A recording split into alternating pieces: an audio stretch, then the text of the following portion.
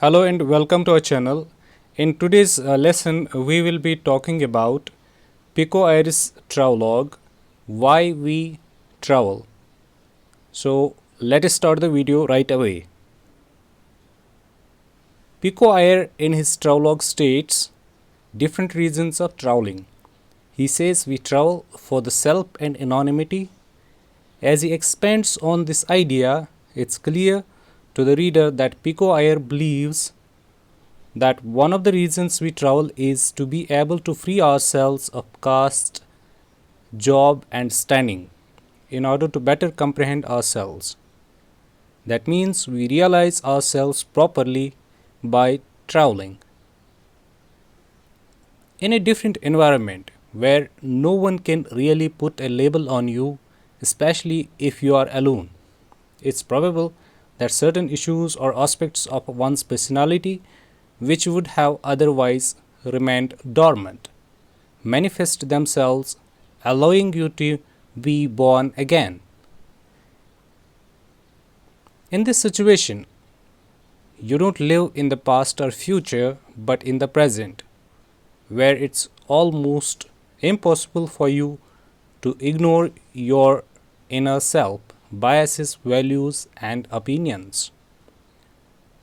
The thought of traveling alone usually expresses a feeling of loneliness, but in reality, being on your own encourages you to learn and understand yourself in ways that cannot be achieved by staying in your habitual territory. This can occur because of many factors, including but not limited to individuals around us and their culture. How could the society around you influence if you have a set of core values with you when you go traveling?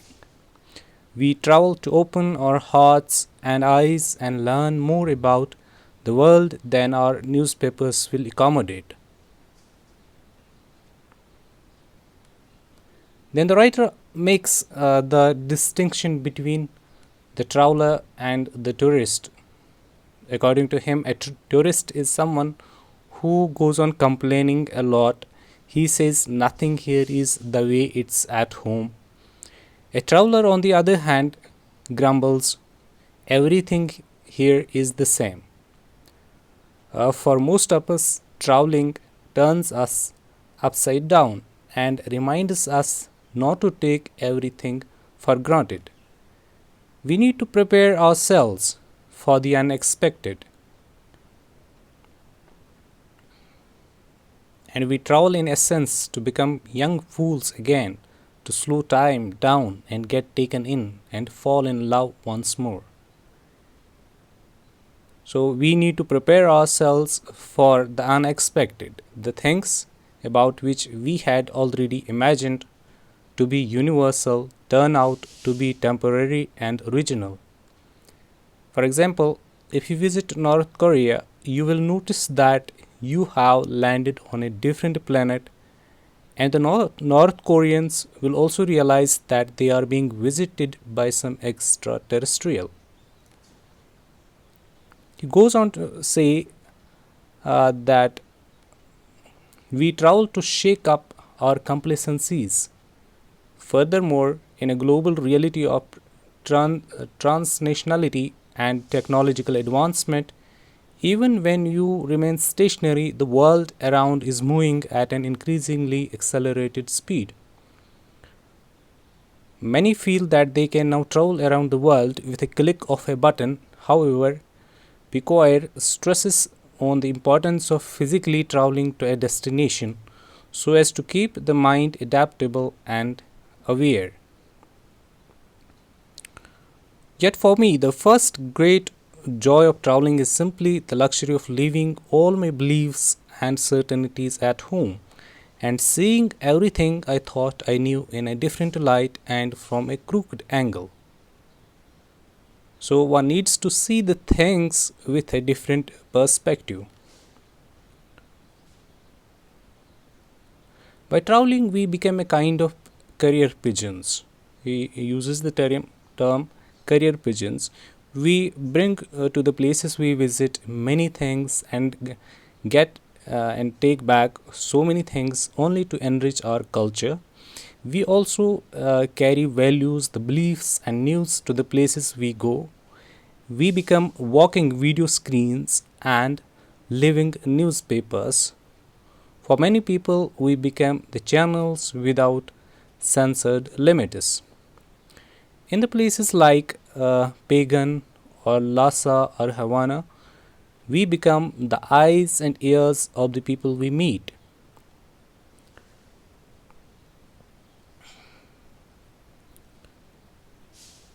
We become the They can connect to the outside world through us by hearing about Michael Jackson or Bill Clinton, for instance.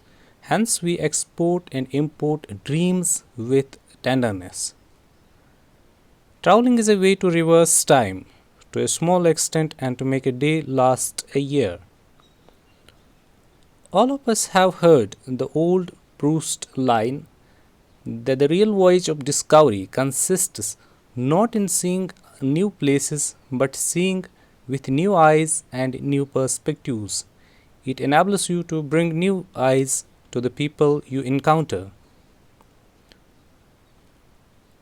So, travel for many of us is a quest for not just the unknown but the unknowing. Just as holidays help a person to appreciate his home more, in the same way, traveling helps a person to appreciate the places he visits.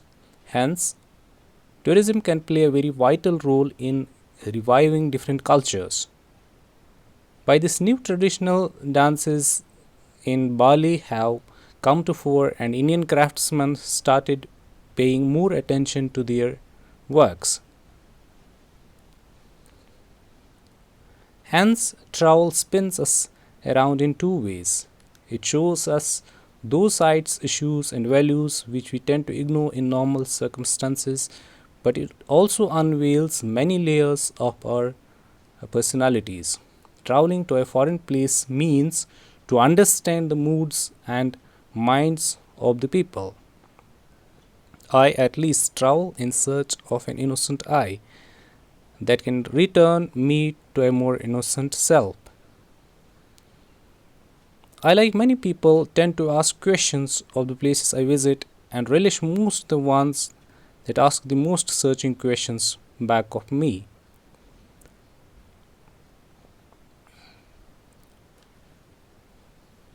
We travel in search of self and anonymity, as has been already discussed, and in finding the one, we understand the other.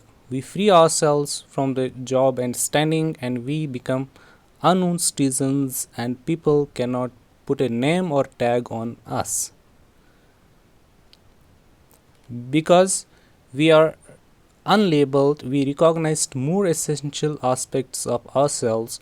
That's why we feel more alive when we are far away from home.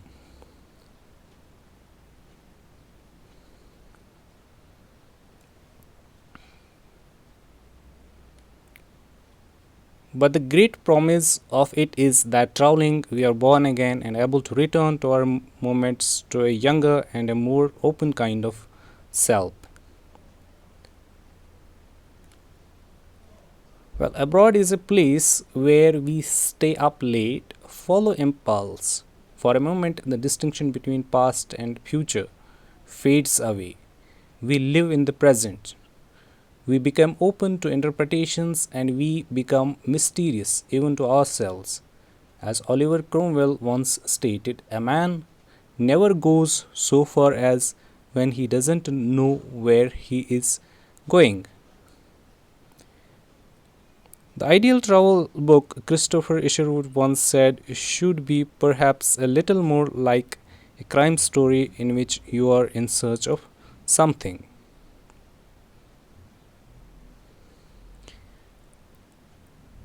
By traveling, we are born again and we return to a younger and more open kind of ourselves.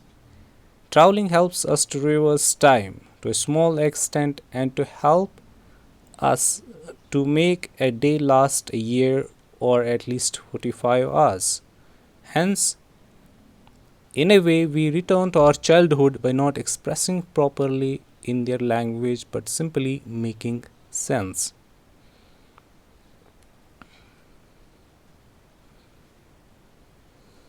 For what we all too often ignore when we go abroad is that we are objects of scrutiny as much as the people we scrutinize, and we are being consumed by the cultures we consume as much on the road as when we are at home.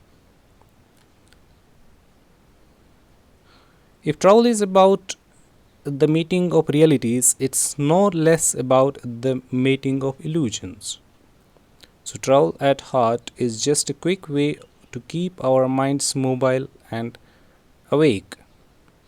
That's why the best trips, like the best love affairs, never really end. This is the end of the first part of the video. I'll be back with the second part of this video. Till then, take care and don't forget to subscribe our channel.